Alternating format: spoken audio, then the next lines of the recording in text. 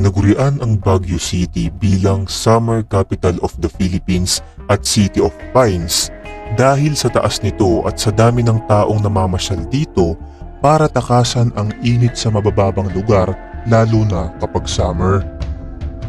Napakaraming tourist spot na pwedeng puntahan na talaga namang mag-e-enjoy ka katulad na lamang ng bagong gawang Igorot Stone Kingdom, Burnham Park, Bell House, La Trinidad Strawberry Farm at syempre hindi mawawala ang isa sa pinakakilalang pasyalan dito na punong-puno ng mga kwentong kababalaghan kaya naman halina't sama-sama nating alamin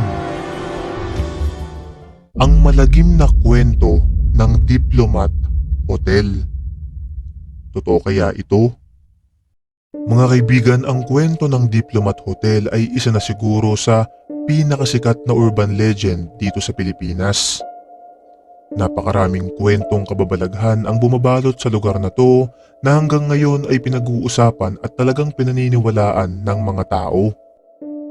Hindi pa Diplomat Hotel ang tawag dito noon kundi Dominican Hill and Retreat House dahil itinayo ito sa taas mismo ng Dominican Hill para magsilbing bahay bakasyonan ng Dominican Order ng Simbahang Katoliko o sa madaling salita, bahay bakasyonan ng mga pare, madre at iba pang mga tao na katulong ng simbahan. Nagsimula itong itayo noong 1913 at pinasinayaan ito noong 1915 kung saan nagtatag din sila ng seminaryo ngunit kakaunti lamang ang mga nag-enroll na estudyante o seminarista kaya di kalaunan ay napilitan silang isara ito. Di nagtagal ang Pilipinas ay sinakop ng mga Hapon at yung mga sundalo nila ay talagang inaabuso ang kanilang otoridad at kapangyarihan na umaabot sa puntong nagsasagawa sila ng mga brutal na gawain.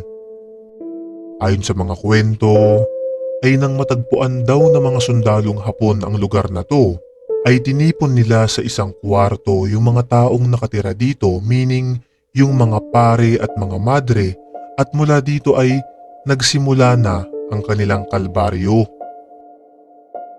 Walang kalaban-laban na ginahasa ang mga kababaihan, brutal na pinatay at pinugutan ng ulo ang mga kalalakihan at pati yung mga bata ay hindi nila pinalagpas.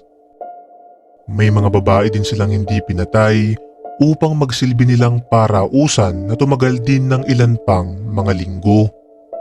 Imagine mga kaibigan, yung mga taong dati ang buhay lang ay gumising, magdasal, matulog, ay napalitan ng malagim na trahedya sa ilalim ng kamay ng mga sundalong Hapon.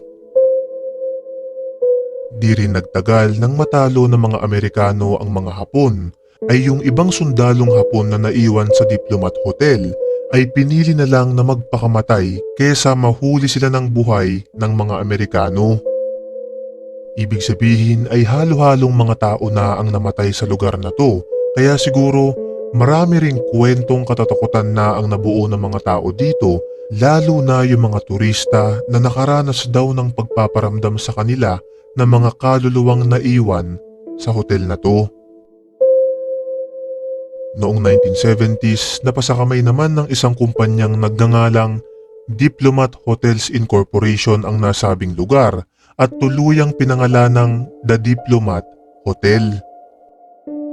Isang negosyante na si Agapito Agpawa ang namahala sa lugar ngunit sa hindi inaasahang pangyayari ay inatake ito sa puso at kalaunan ay namatay.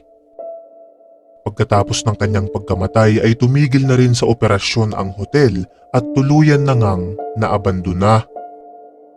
Ang sira-sirang gusali nito ay baliwala sa mga turista dahil sa mga kwentong nakapalibot dito na siya pa ngang nagiging dahilan ng pagkaakit ng mas marami pang bisita na gustong subukan at mapatunayan kung totoo ba ang mga paranormal activities na nagaganap sa hotel na to.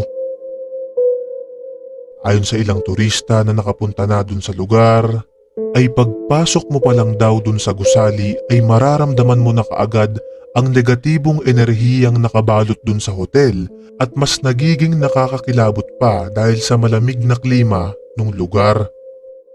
Sinasabi pa ng ilan na kapag nandoon ka na sa loob, ay makakarinig ka ng boses na umiiyak at mabibigat na yapak ng mga paa kahit wala namang ibang tao. May iilan pa nga na nakakuha raw ng litrato o video ng isang paring pugot ang ulo na kapag nakita mo ay talaga nga namang kikilabutan ka. Kung pagmamasdan ang lugar ay para lang itong isang normal na abandonadong gusali, pero para sa mga nakakaalam ng tunay na kwento ng Diplomat Hotel, ito ay isang lugar na may brutal at madilim na nakaraan na dapat ay hindi ginagawang katatawanan bagkus ay irespeto at alagaan.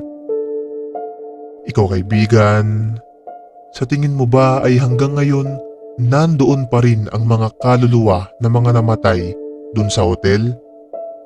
I-comment mo sa baba ang iyong opinyon at magkakasama natin itong pag-usapan. Ano't ano pa man mga kaibigan ay wala pa ring sino man sa atin ang nakakalam kung totoo ba to o hindi. Kaya nga sa atin ito lang ay isang hiwaga.